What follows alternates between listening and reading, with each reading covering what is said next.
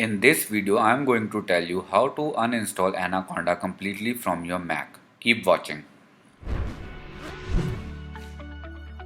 Hi there. You might want to uninstall Anaconda from your Mac for space issues or for some other reasons. In this video, I am going to tell you how to completely uninstall Anaconda from your Mac. First of all, close the instance of Anaconda if it's open.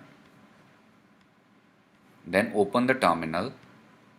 And then we will do conda install anaconda clean. Using anaconda clean, we will delete all the traces of anaconda. So this is the method which you should follow. And now we will do anaconda -clean.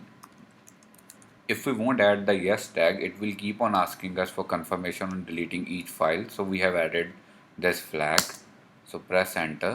Now it has created a backup directory here, and since this process is complete, now we will do rm -rf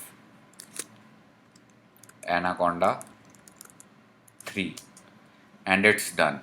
The process which I have shown you is available on the official website of Anaconda, and this is supposed to be the best way of uninstalling Anaconda. But there is a technical glitch to it. Here we have followed all the steps as mentioned in the official documentation, and now if you go to application, Anaconda Navigator is still here, and if you open it, see, even we have uninstalled it, but it's still working. The reason for that is Anaconda is installed at one of the 3 default locations. So first of all, you must know at what location the Anaconda is installed. To check this out, go to Finder and then open. First you try opening Anaconda 3. So the folder can't be found. It means this folder doesn't exist on our file, and we will try Anaconda 2.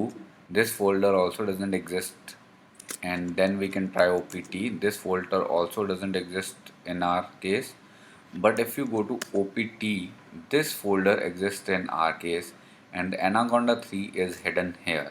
So to remove Anaconda completely from our system, we will have to do is rm -rf opt anaconda 3.